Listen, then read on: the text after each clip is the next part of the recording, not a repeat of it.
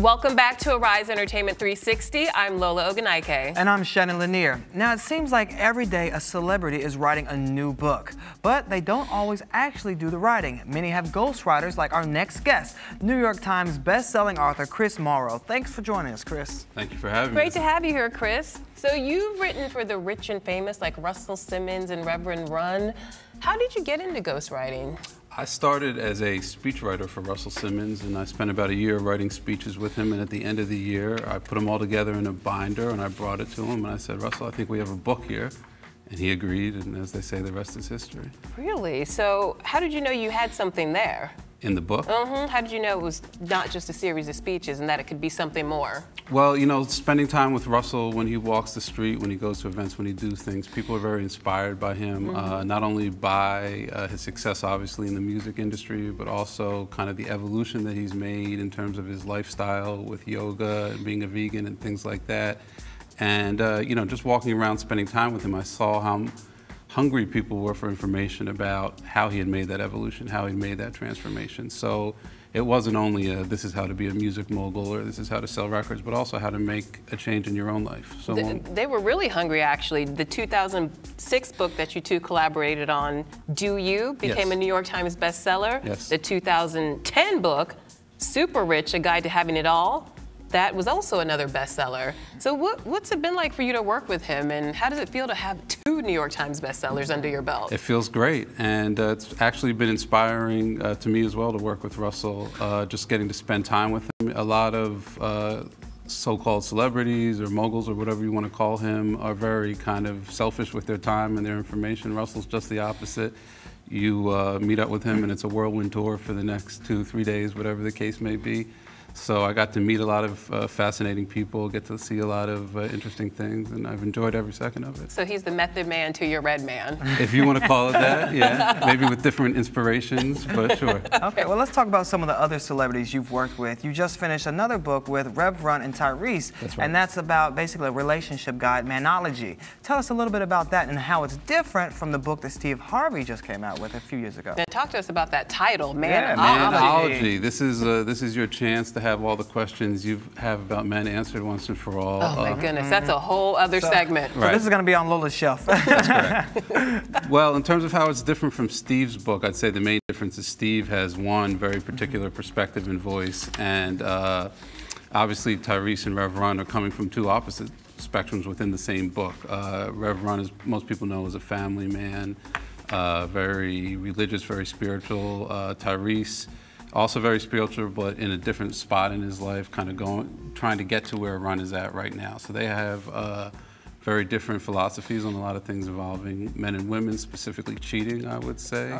Oh, what's the difference? Yeah. Well, Tyrese says it's inevitable.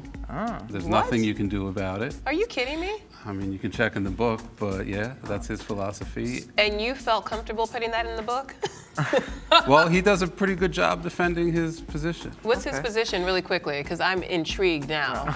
And I'm married also. Okay, so really, well, I am too. break it on so I down. had to run all this by my wife before we put it in there, trust me. Okay. In a nutshell, men are, I don't want to say bred to cheat, but let's say born to cheat, and a man can get to a spot where that's no longer where his mind is at, but it's going to take him some time to get there, potentially. So was there advice in the book about how to deal with this situation, or was it just, hey, it's going to happen? No, I mean, actually, one of the passages that got the biggest response so far is there's a whole section on how to determine if, in fact, your man is cheating and the signs to look for. What are some of the signs? Well, I can't give the whole thing away. Well, just give us one sign. Cell phones, social media. That should be, if not to say that you're looking, but if you did decide to snoop one day, that'd be a great place to start. So yeah. I should look through his phone and look through all of his emails?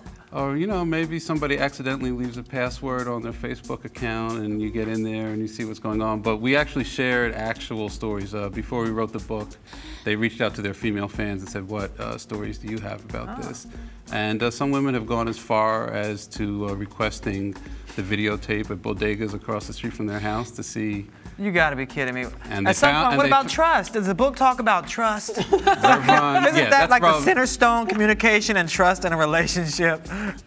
Yeah, sure. Okay. And, you know, Ron is on the opposite end of the spectrum. He believes that... You should just get 2 cell phones. There you go. No, what does he believe? Well, speaking of trust, how do you go about getting these celebrities to trust you and open up? Because they can usually be very guarded.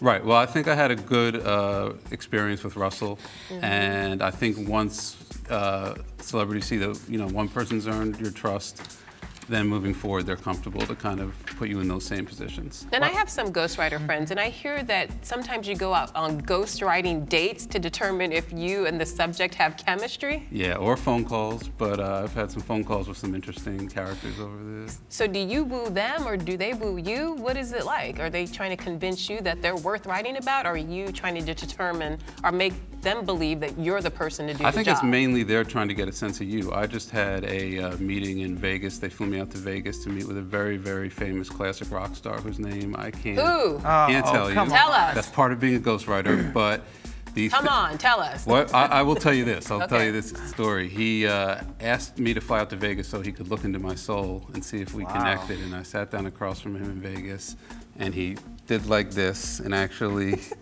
looked into my eyes. And unfortunately, he didn't like what he saw. Really? So, yeah.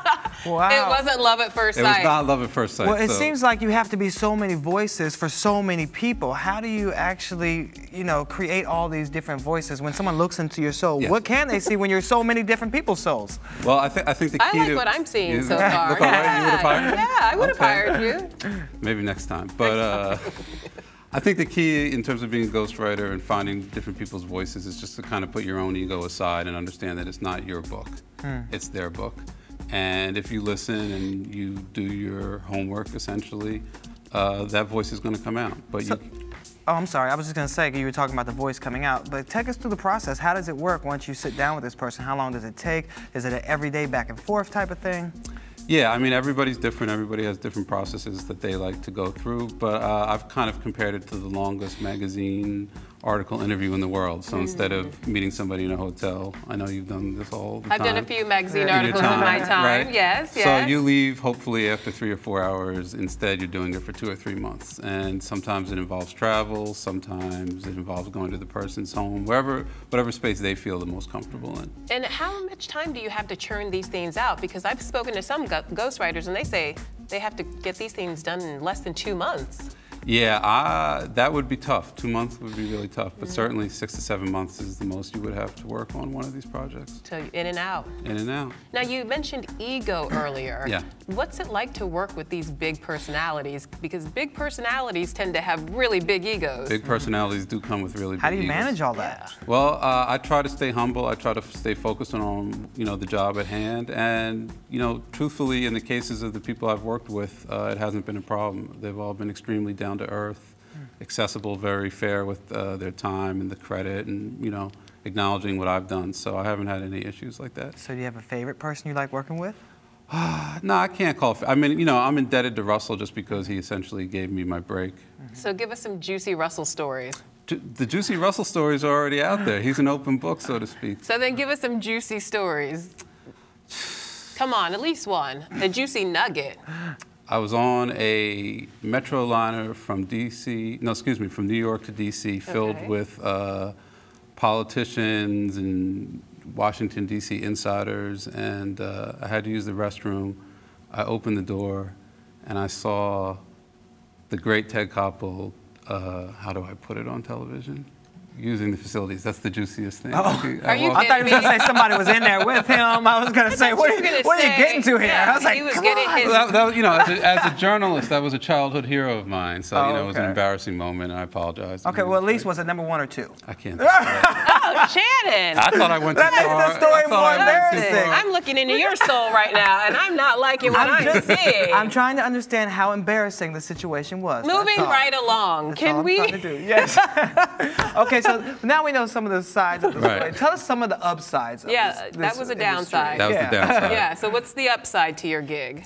The upside is all the interesting people I get to meet, the access I've met, senators, movie stars, actors, actresses, musicians, and you get to meet them in a very kind of informal and not the traditional way where there are publicists involved, there are managers or handlers. You get to have direct access with these people. One of the people you've had direct access to is outside of- Kamora Lee Simmons. That's true. What is Miss Kamora like? Because she seems really over the top on her reality show. She is very intense and definitely knows what she wants and knows how to get it, but she's a sweetheart, and I've had actually great experiences with her. Wow, that's great. Are there any other people that you had to work with in handling, you know, the person you're writing a book for, but they're family members? You know, how are the family members surrounding these people? Yeah, and the entourage. Yeah, you really have to get involved in all the parts of their life. Well, I got to say, the people I've worked with don't have huge entourages. Rev Run in particular, pretty much what you saw on his reality show, if you watched it, is what you get. It's him, it's his family, it's his wife. They're out there in Jersey, they're not leaving. And as a married man myself, that was great. You know, I just go over to his house, we'd hang out for a couple hours, go back home again, no drama, nothing too... No manology nonsense. No, nothing like that. So let's talk about your new podcast. It's called Combat Jack Show. Tell us all about it, and where can we tune into it? You can go to thecombatjackshow.com, Okay. and you can also download it on iTunes. It is probably the most famous hip-hop podcast. It's hosted by Combat Jack, who is a former entertainment attorney named Reggie Osei, who got burned out on the business and decided to podcast. It's co-hosted by Just Blaze, who is, of course, DJ. the iconic producer, DJ, and we have a lot of famous hip-hop guests on who get a chance to really open up. I don't know if you guys listen to that many podcasts yourself, but not really. But, you know, it's But we will now. Now you will, but it's an hour and a half. It's uncensored. You can curse. You can say whatever's on your mind. You can get everything off your chest. And we've had some really incredible interviews, so we're excited about it. Who are some of the more interesting people that you've spoken with? Well, we just had Wyclef on the last episode. That was a little controversial because... What did he say? Yeah, well, come on, it's more get the what juice. didn't he say? What didn't he say? He did not address the rumors surrounding his charity and the financial mismanagements to the satisfaction of some people online. They felt he avoided the question, so we're getting some backlash from that right now. Wow. Well, with the other celebrities that are there, have you ever had anything breaking that happened on your show? I wouldn't say breaking. I would say you've definitely seen some sides of some celebrities that you haven't seen before. Okay. And it's a little bit of a mix of new school and old school when you talk about hip-hop, right? Absolutely. You know, from someone like Fabulous, who we just had on a couple weeks ago, who's definitely going on right now, to lots of old school legends. We're leaning on Just Blaze to bring in some of his friends, because he's, of course, Jay-Z's longtime producer, so we're leaning on him a little bit. We haven't gotten that yet, but hopefully soon. Well, we'll have to keep listening and find out what else happens on your show. Thank you so much for being here. Thanks, Chris. All right, now make sure you check out Chris's show at thecombatjackshow.com. Again, that's thecombatjackshow.com. Thank you so much again for being here, and we'll be right back. And when we come back, the latest controversial documentary about our nation's school system.